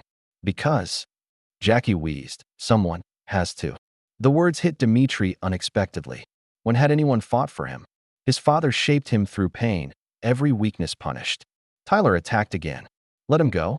Your fight's with me. Child, you chose to help him instead of glory. Noble but stupid. He tossed Jackie aside like a rag doll. Jackie rolled, saving himself from worse, but couldn't hide the pain. Shoulder wrong. Ribs screaming. Use enemy's strength against him. Jackie gasped to Tyler. Body strong, but what about heart? Look at his eyes when he speaks of father. Tyler studied Dmitri, seeing pain older than physical wounds. Helicopter blades approached.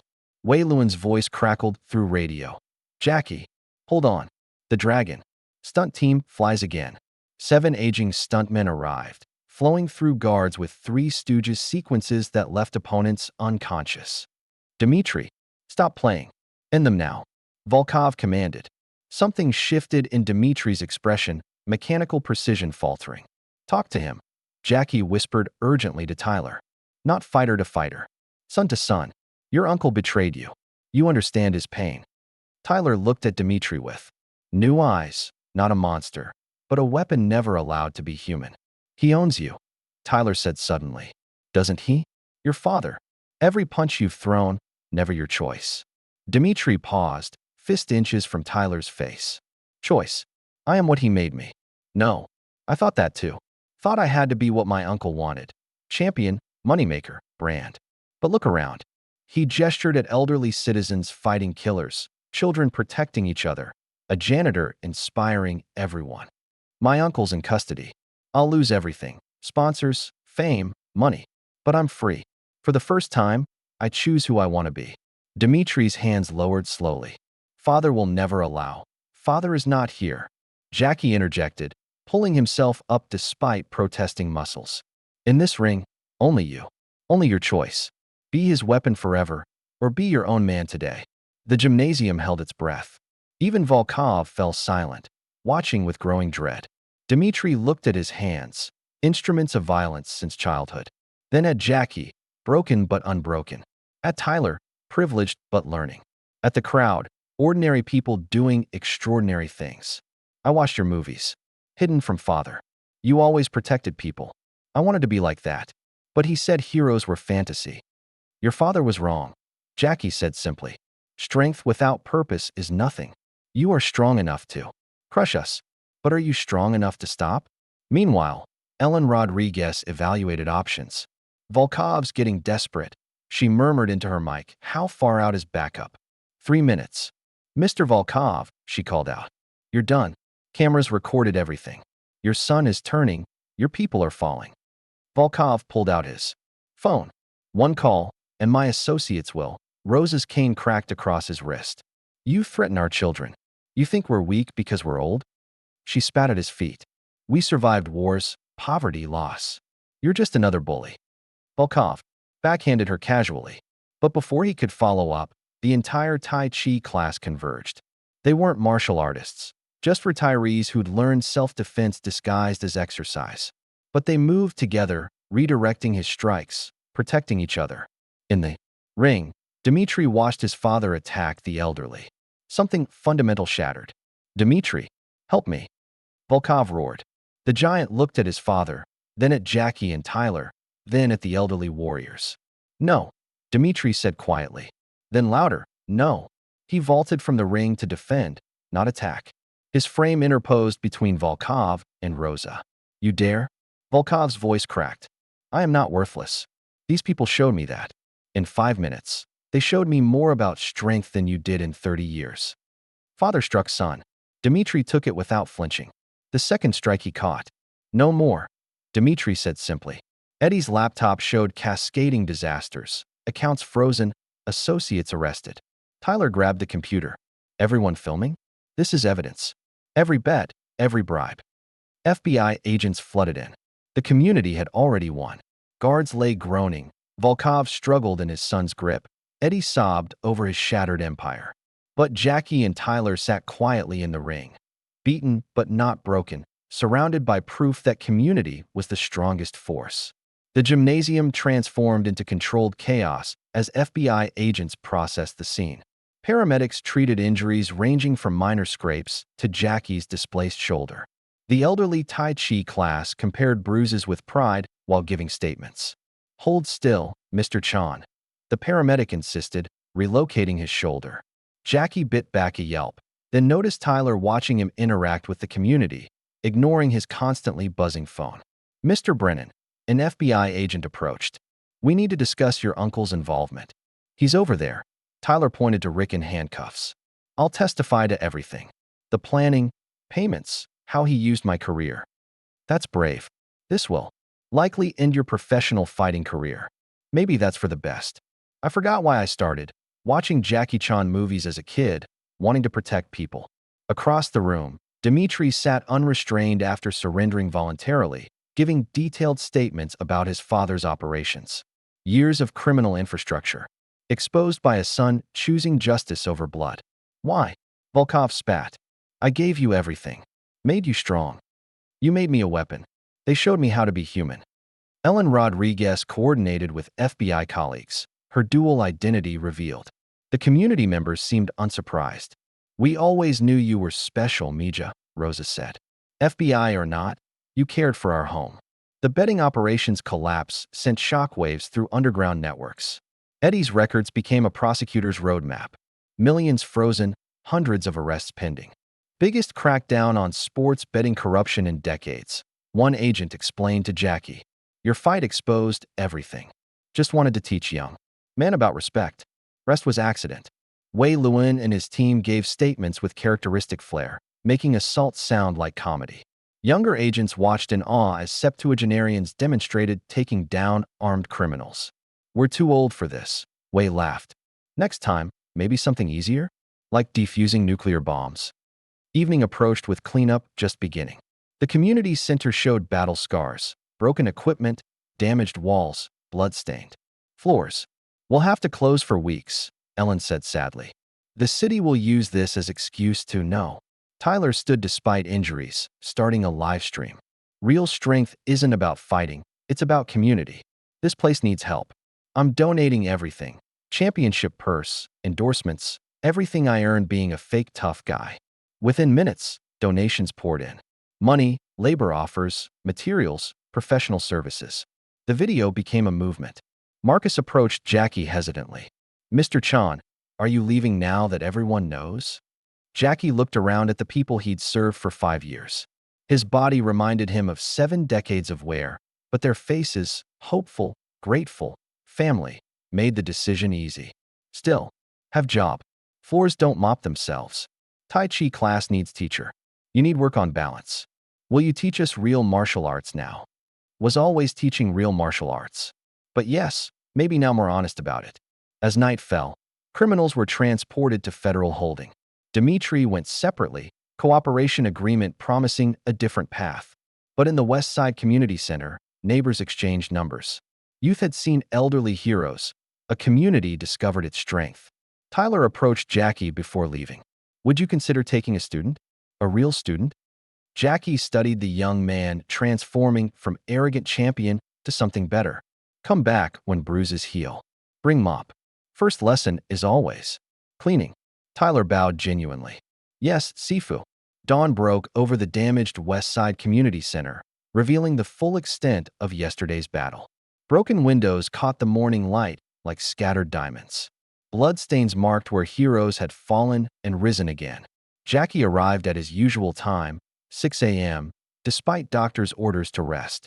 His shoulder was immobilized, ribs wrapped tight, movements careful but determined. The building needed him, and he'd never missed a day of work. Tyler's rental car pulled up moments later. The young fighter emerged stiffly, face purple with bruises, carrying a brand new mop and bucket. "You came," Jackie observed. "You said, bring a mop. First lesson is cleaning, right?" They worked in companionable silence, Tyler following Jackie's lead. Each sweep revealed lessons: economy of motion, balance despite injury, finding meditation in simple tasks. By 7 a.m., others arrived. Rosa Martinez led the Tai Chi class, sporting a spectacular black eye with pride.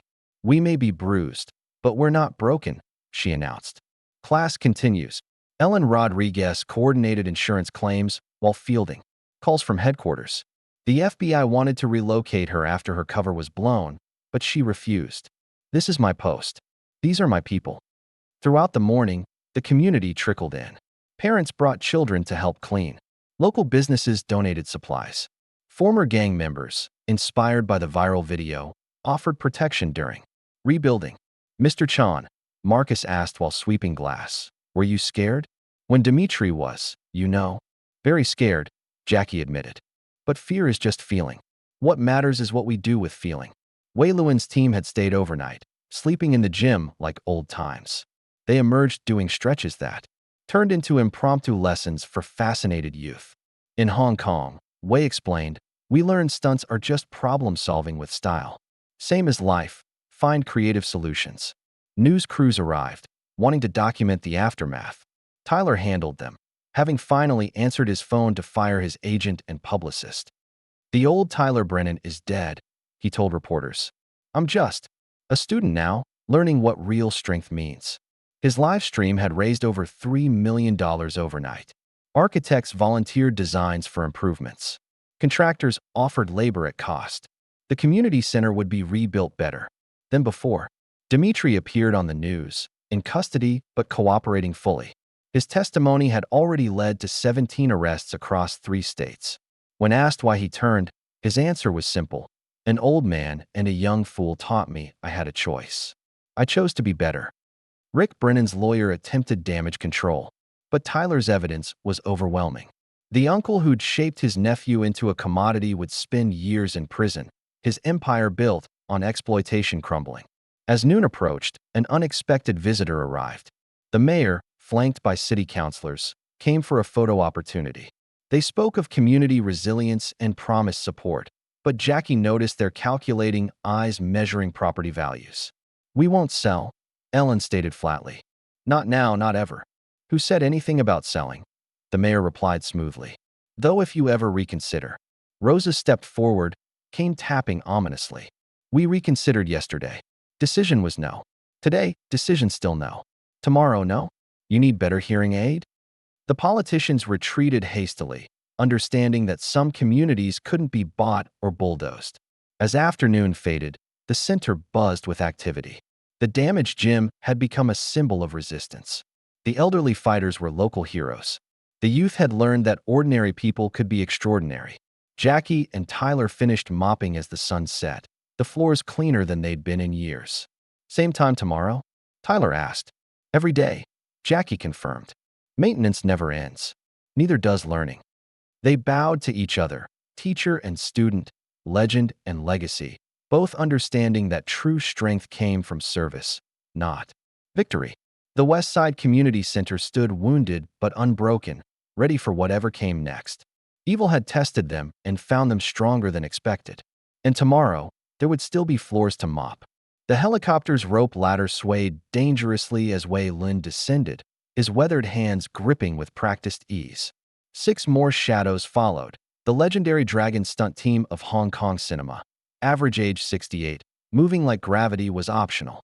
"Sorry for dramatic entrance," Wei called cheerfully while zip-lining across the gymnasium on a fire hose. "Traffic was murder, so we took shortcut." The 7 stuntmen spread through the chaos with choreographed precision. These were men who'd spent decades making the impossible look easy, turning violence into art. Now they reversed the process, making art deadly. Sam Zhou, once Jackie's favorite fight partner, engaged 3 guards using only a basketball. The ball became a projectile, a shield, a distraction, bouncing off walls with calculated angles that left opponents unconscious and confused. "Still, got it." Sam laughed, then clutched his back. "Mostly." Volkov watched his tactical advantage evaporate as geriatric stuntmen dismantled his forces. "Kill them. All of them." But his men were off balance, trained for intimidation, not fighting opponents who treated combat like comedy. Wei used a janitor's cart like a battering ram, somehow steering it into perfect position for Sam's basketball rebounds. In the ring, Dimitri had released Jackie's throat, distracted by the circus erupting around them. The giant watched these old men, older than his father, fight with joy despite danger. When had he ever felt joy in violence? "Brother," Wei called to Jackie while clotheslining a guard with a mop handle. You look terrible. This retirement plan of yours needs work. Jackie massaged his throat, voice raspy. Retirement was boring. This is more interesting. Tyler helped Jackie stand, both battered fighters watching legends at work. Are those really your old stunt team? Best in Hong Kong. Crazy then, crazier now. Michael Tong, the team's wire specialist, had somehow rigged pulleys using basketball, hoops and extension cords. Guards found themselves yanked off their feet, tangled in improvised harnesses that left them hanging helplessly. Physics, Michael explained to watching youth. Everything is physics and timing. The FBI backup Ellen had summoned was still minutes away, but the tide had turned. Volkov's professional killers were being undone by movie magic made real. One guard raised his weapon toward the elderly Tai Chi class. Before he could fire, Tommy Lee, the team's weapons master, threw something. Not a knife or star, but a shoe. It struck with perfect accuracy, the guard's trigger finger breaking with an audible snap. Sorry, Tommy called. Only had shoe. Getting old, forgetting props. But the comedy masked lethal efficiency. Every joke covered a strike, every pratfall eliminated a threat. The stunt team had spent careers making violence safe for cameras. Now they reversed their knowledge, making safety violent for real. Rosa Martinez watched with newfound respect. Mr. Chan, your friends are. She searched for words, completely insane. Yes, Jackie agreed proudly. Best kind of friends to have. Dmitri stood motionless in the ring, watching his father's empire crumble to laughter and improvisation. These old men fought not with his mechanical precision, but with creativity, brotherhood, and bizarre joy. This is impossible, he murmured. No, Tyler corrected, understanding dawning. This is what choosing to be a hero looks like. Messy, crazy, but choosing to help anyway. The gymnasium had become a three-dimensional chess game where pawns flew, literally, and knights rode janitor carts. Volkov's remaining men clustered together, backs to walls, afraid to advance into the orchestrated chaos. Wei paused in his combat to wave at news cameras. Dragon stunt team, available for weddings, birthdays, overthrowing crime syndicates. Reasonable rates. Dmitri, Volkov's voice cracked with desperation. You are my son, my creation. Obey me. The giant stood between worlds, his father's commands echoing through decades of conditioning. Jackie's words about choice resonating in his chest. Around him, the stunt team's controlled chaos had reduced Volkov's force to frightened men begging for arrest.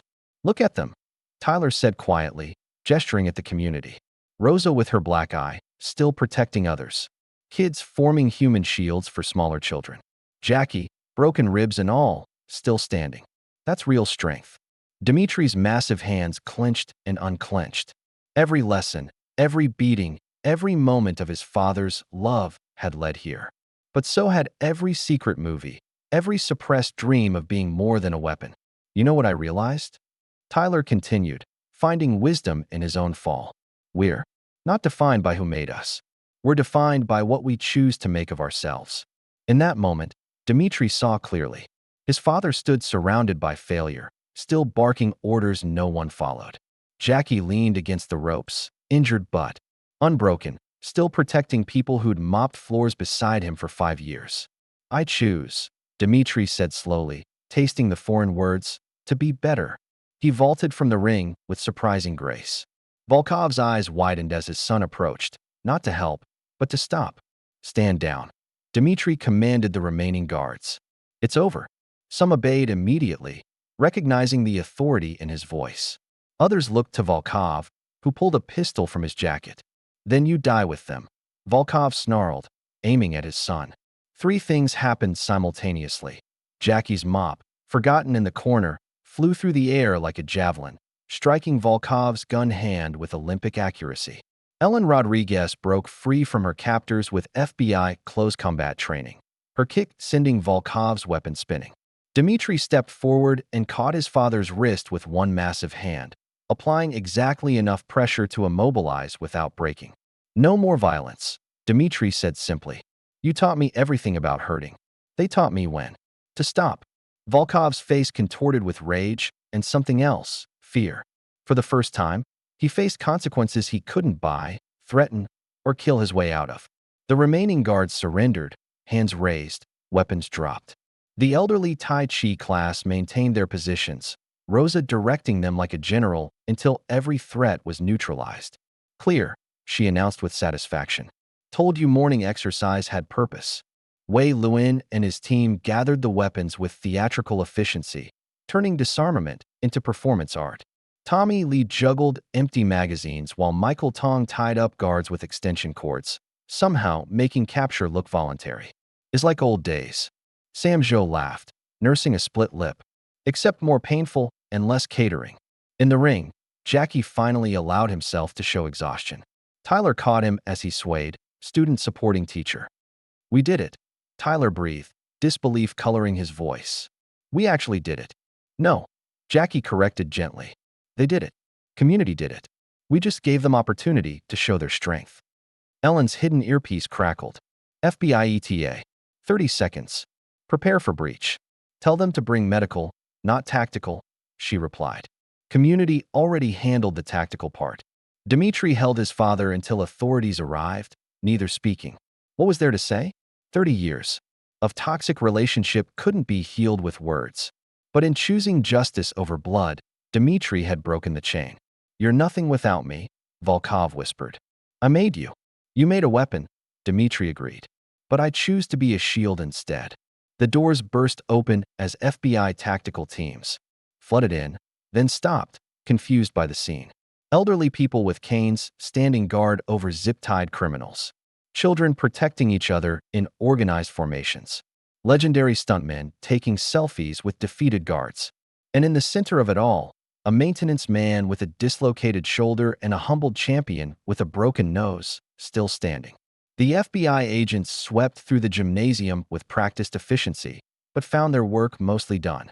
Criminals sat pre-wrapped like presents, courtesy of Michael Tong's extension cord artistry. The elderly Tai Chi class had formed a perfect perimeter, maintaining security with canes and walkers. Secure the lead agent paused, trying to process the scene. Are those senior citizens holding the suspects? Best security. Force in LA, Ellen Rodriguez said, showing her badge. Agent Rodriguez, undercover. These are my people. The agent looked from the badge to the community center director everyone knew, mind struggling to reconcile the images. Ma'am, you've been undercover here for 2 years. Long story. Right now, we need medical for Mr. Chan and multiple civilians, custody transfer for 23 suspects, and someone to take Viktor Volkov's confession before his lawyers arrive. Jackie sat on the ring apron, finally allowing paramedics to properly examine him. Dislocated shoulder, 2 cracked ribs, severe bruising, mild concussion, the list grew longer. Hospital. Now, the paramedic insisted. After floors are mopped, Jackie replied stubbornly.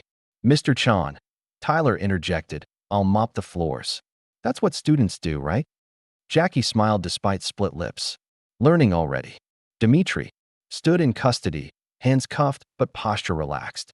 For the first time in memory, he felt free. FBI agents read him his rights while he provided detailed intelligence on his father's operations. 17 safe houses, 43 shell companies.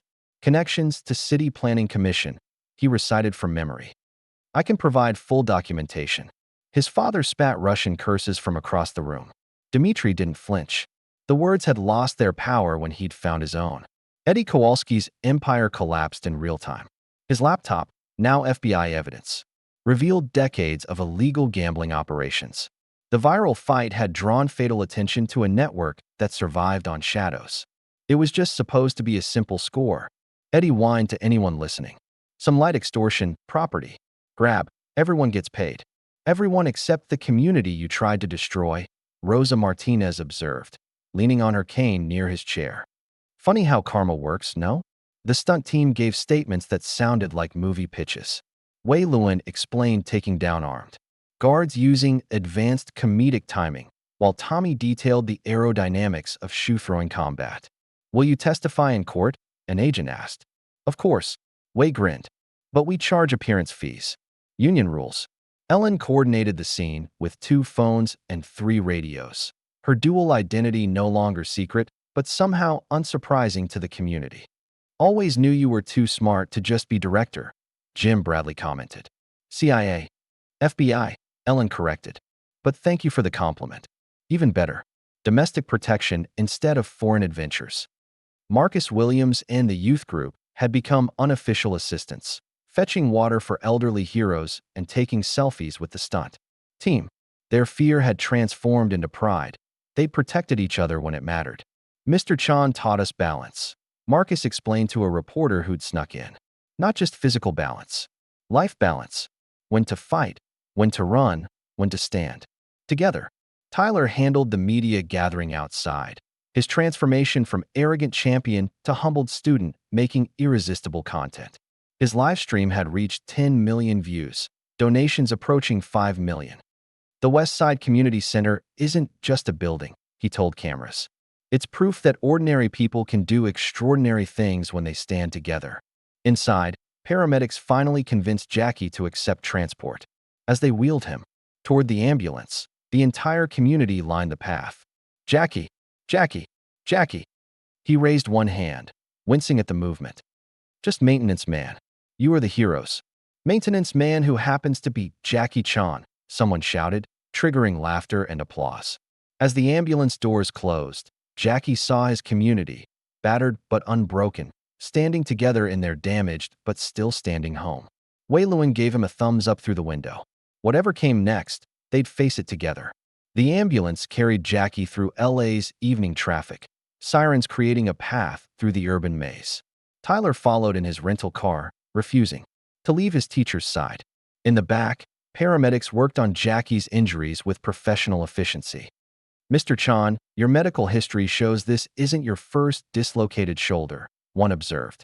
Or second, or 10th, Jackie admitted. Occupational hazard. From maintenance work? Something like that.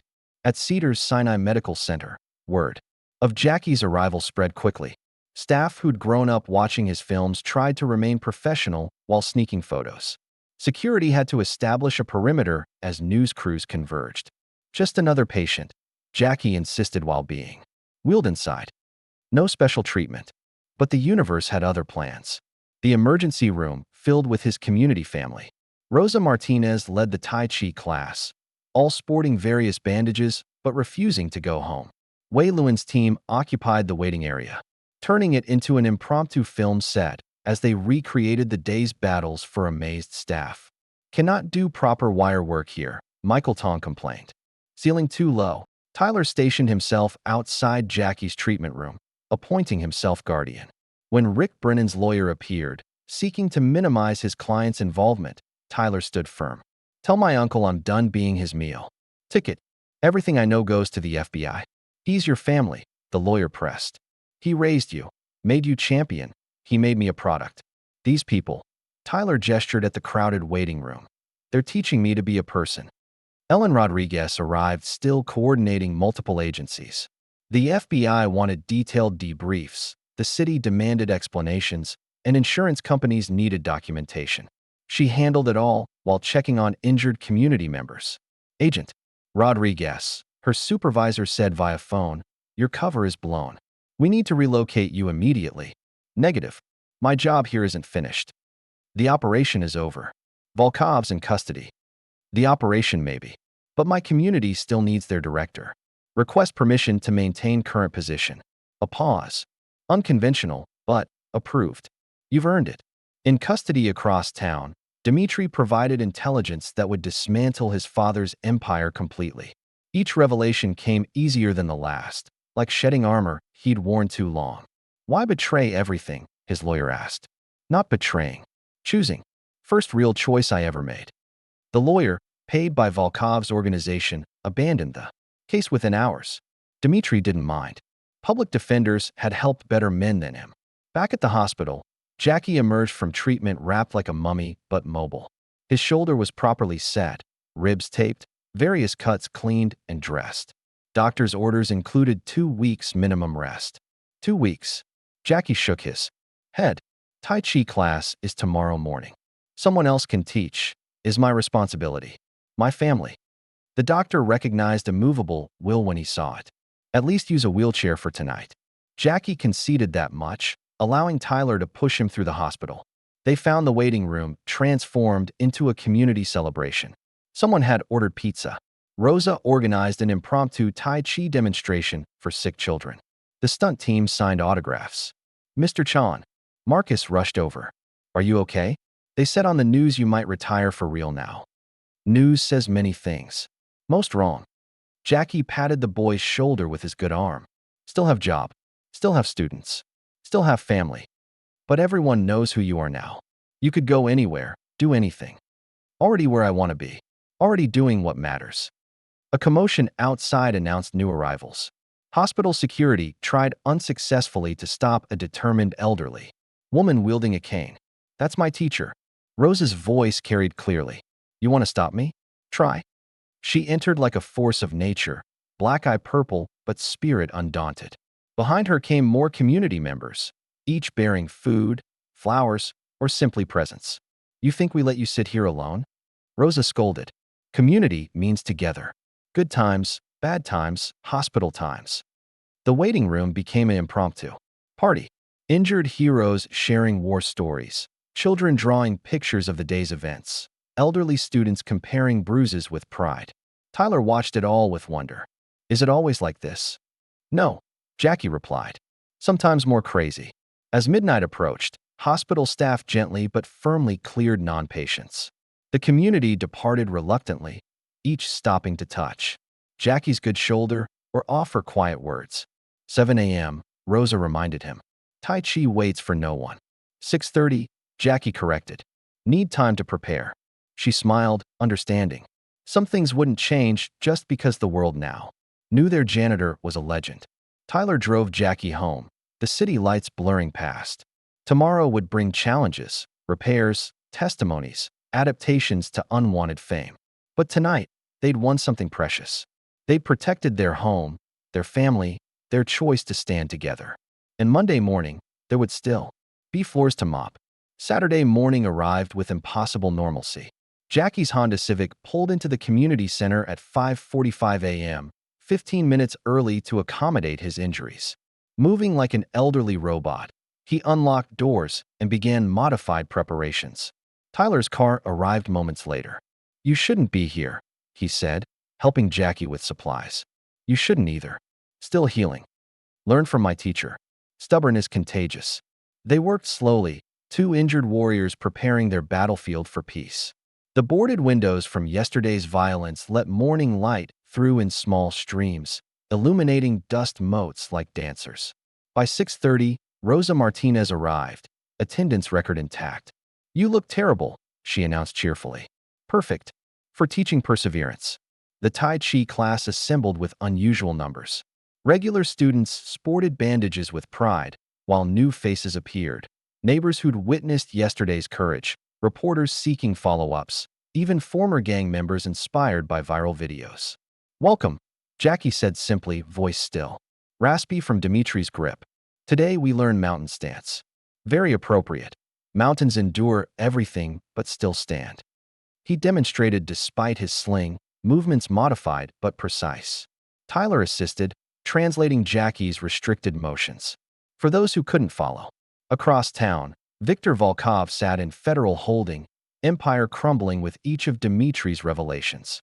Lawyers abandoned him as frozen assets made payment impossible. A lifetime building criminal infrastructure destroyed by an old man with a mop. You have visitors, the guard announced. Volkov expected lawyers. Instead, Dimitri entered with FBI escort, father and son facing each other through reinforced glass. Come to gloat, Volkov asked in Russian. Come to say goodbye, Dimitri replied. In English, rejecting their private language. And to thank you. Thank me. For showing me exactly what not to become. Volkov's face contorted, but Dimitri continued calmly. I'm testifying. Everything. Then witness protection, new life, new choices. The chain of violence ends with me. You're weak. I made you strong. You made me afraid. They made me brave. Goodbye, father. Dimitri left without looking back, each step lighter than the last. At the community center, Eddie Kowalski's betting empire faced digital autopsy. FBI forensic accountants traced decades of corruption through his meticulous records. The viral fight had become a landmark case study in organized crime meeting social media. Ellen Rodriguez balanced multiple roles: insurance paperwork, FBI reports, reconstruction estimates. Tyler's fundraising had exceeded $7 million and climbing. We could build new, architect volunteers suggested. Modern facilities, better security, fix what's broken, Ellen interrupted. Improve where needed, but keep the soul intact.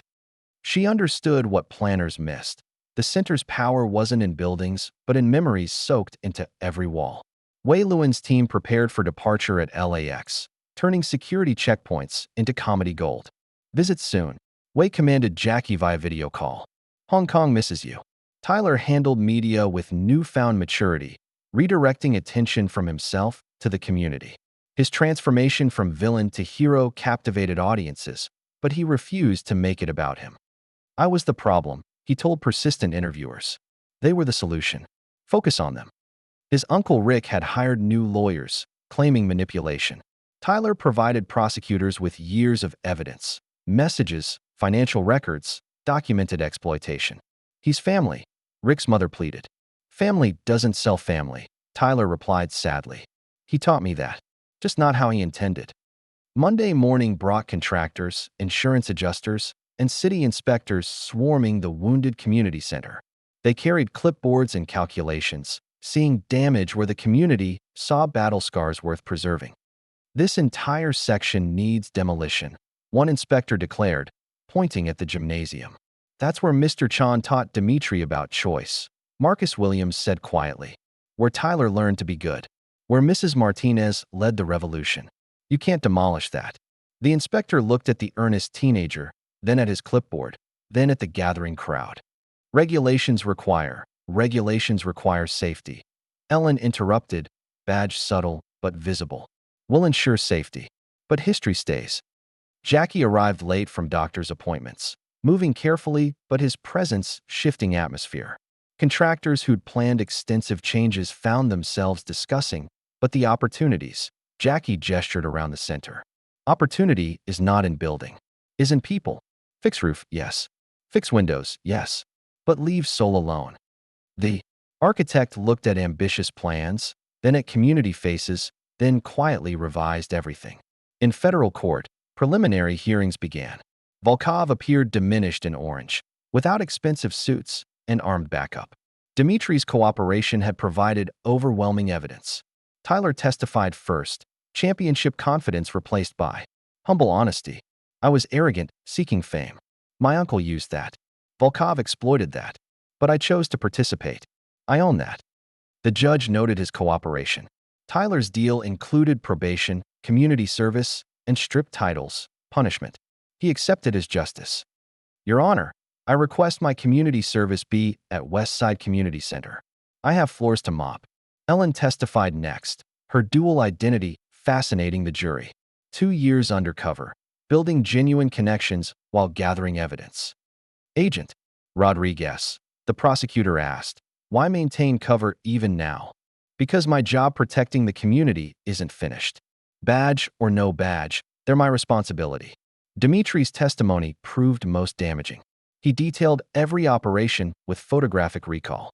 His father watched with Arctic hatred, but Dimitri never wavered. He trained me to be perfect weapon. Perfect memory was part of that. Now I use his gift against him. Why betray your father? The defense demanded. Not betrayal. Justice. Jackie Chan taught me the difference. At the community center, repairs progressed with unusual efficiency. Community members appeared daily, contributing labor alongside professionals. Former gang members worked beside grandmothers. Rosa supervised with military precision. That wall needs patching, not replacing. My grandson took his first steps. There. History matters. Tyler mopped floors around construction. Designer clothes replaced by workwear. When sponsors called seeking to capitalize on his redemption, he declined. I'm not a champion anymore. Just a student. His social media transformed from self-promotion to community advocacy. Daily videos showed reconstruction progress, highlighted local heroes, raised additional funds. Jackie taught modified Tai Chi between doctor appointments, injuries limiting. Demonstration, but voice carrying wisdom. Combat and peace are not opposites. sometimes must fight to protect peace. But always remember, fighting is last option, not first. Reconstruction estimates dropped as volunteers multiplied. What planners projected taking 6 months looked achievable in 6 weeks. But challenges remained. Volkov's organization still had tentacles. Anonymous threats arrived daily. Ellen increased security discreetly. Jackie noticed, of course. Evil doesn't quit because one battle lost. We'll handle it, Ellen assured. That's what family does. 1 month later, the West Side Community Center's grand reopening arrived with October sunshine and overwhelming crowds. What began as local celebration had evolved into a citywide event. Jackie stood at the entrance in maintenance uniform, name tag reading J. Beside him, Tyler wore matching janitor clothes, mop in hand. They'd become an unlikely team, legend and student, united by purpose. Ready for this? Tyler asked, eyeing crowds. Have mop. Have bucket. Ready for anything. Mayor Patricia Williams arrived with television crews. Mr. Chan, the city owes you tremendous gratitude. City owes community center proper funding. Gratitude doesn't fix roofs or pay teachers. The mayor's smile wavered. Of course, we're announcing new funding. Good. Ms. Rodriguez has proposals. Ready. 20 pages, very detailed. Ellen appeared as if summoned. Mayor Williams, shall we discuss sustainable funding while cameras are rolling? Politicians found themselves outmaneuvered by grandmothers who'd faced down armed criminals. Rosa cornered councilmen with specific demands. The community had learned to fight with more than fists. Inside, transformation was remarkable yet respectful. Modern equipment coexisted with historical preservation. The gymnasium floor bore subtle marks where heroes had stood, polished but not erased. It's perfect, Marcus said, testing new basketball hoops. Same home, just stronger. The Tai Chi demonstration became the day's centerpiece. Jackie led despite lingering injuries, movements careful but precise. Beside him, Rosa commanded her elderly warriors. Behind them, new students, including Tyler and former gang members, followed with dedication. 6 months ago, this was just exercise class, a reporter observed. Was never just exercise, Rosa corrected. Was always community. Recent events simply revealed what already existed. Dimitri appeared on video link from Witness Protection. The West Side Community Center taught me strength can protect instead of destroy. I'm studying social work now. Every positive choice honors those who showed me choice existed. Volkov watched. From federal prison, the news coverage playing in common area, inmates mocking his spectacular failure. Beaten by janitor, they laughed. $50 million operation, defeated by mop. He turned away, but images persisted. His son choosing justice, organization scattered, legacy reduced to cautionary tale. Tyler's redemption arc continued with quiet determination. Morning mops with Jackie, afternoon youth programs, evening training emphasizing philosophy over physiology. I could get you reinstated, his new manager offered. Public loves comeback stories. Already came back. To where I should have started, helping others. His fundraising reached $12 million, every cent documented and directed to community programs. The championship belt hung in the center's trophy case, not celebrating victory, but remembering humility. Wei Luin and the Dragon Stunt team had inspired a documentary, their rescue becoming legendary. We're too old for fame, Wei laughed via video call. Jackie's the hero. We provided comedy relief. Comedy relief that disabled 12 armed men, Jackie reminded. As sunset approached, celebration wound down. Crowds dispersed, politicians escaped, media packed up. But community remained, cleaning together. Jackie and Tyler worked side by side, movements synchronized over the month. Same time tomorrow? Tyler asked. Every day? Community center needs maintaining. So does community spirit. In the parking lot, a new sign caught fading light. West Side Community Center, where heroes are made, not born. Jackie smiled, but made mental note. Tomorrow, he'd add, maintenance provided daily. Some things never changed. 5 years later, Tuesday morning at the West Side Community Center hummed with typical energy. Jackie Chan, now 75, moved through. Maintenance routine with the same precision marking 3 decades of service. Mr. J, 6-year-old Maria Rodriguez, Ellen's adopted daughter, demonstrated a perfect defensive stance. Watch this. Jackie adjusted her foot position gently. Very good. Remember, strength comes from ground up. Tyler Brennan entered carrying supplies. Designer past replaced by earned calluses. The former champion had become assistant director, redemption complete through years of service. Morning class is packed. 90 students had to open auxiliary room. Good problem to have. The Tai Chi class had evolved into community institution. Rosa Martinez, now 87, led with undiminished authority. Classes included all generations, elderly students, professionals, parents, children united in movement. Today, cloud hands, Rosa announced. Mr. Chan will demonstrate. Jackie's demonstration carried subtle power despite age and old injuries. Students followed with varying skill but uniform dedication. Among them stood David Volkov, formerly Dmitry, returned after witness protection ended. His massive frame moved with surprising grace. As licensed social worker, he helped at-risk youth escape violent cycles. Uncle David. Maria ran to him after class. Show me the bear hug escape. He demonstrated gently, teaching defense as game rather than necessity. The community center had expanded through careful growth. The Jackie Chan traditional martial arts program occupied the entire second floor. But expansion never compromised community. Every decision went through resident committees. Ellen Rodriguez managed operations with seamless efficiency. Her unique background proved invaluable navigating bureaucracy and securing funding. Jackie, documentary crew is here. The 5th anniversary attracted renewed attention. Netflix was producing a series about communities that fought back. Again with cameras, Jackie's side. Why not film youth program instead? They want everything. Your story inspired hundreds of communities worldwide. The West Side model, elderly engagement, youth programs, practical self-defense disguised as exercise, had spread globally. Marcus Williams, now 19 and studying engineering at UCLA, volunteered between classes. Mr. Chan, robotics club needs help with balance mechanism. Robots need balance too. Show me after lunch. The center's influence extended beyond martial arts. Technology clubs, urban gardening, financial literacy. Every initiative grew from community needs. Tyler supervised youth martial arts, teaching philosophy shaped by hard-earned wisdom. Competition is good.